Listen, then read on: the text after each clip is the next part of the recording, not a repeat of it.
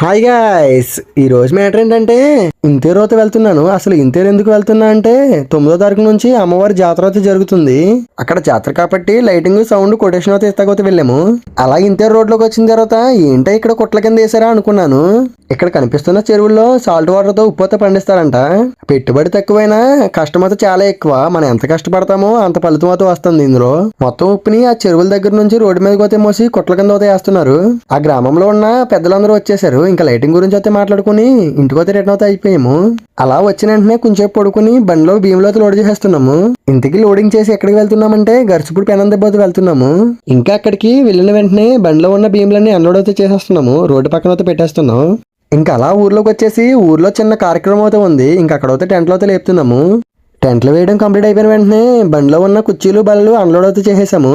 ఇంకా మొత్తం work complete చేసేసి ఇంటికి అయితే రిటర్న్ అయితే అయిపోయాం. సరే గైస్, నెక్స్ట్ వీడియోలో కలుద్దాం. Bye guys.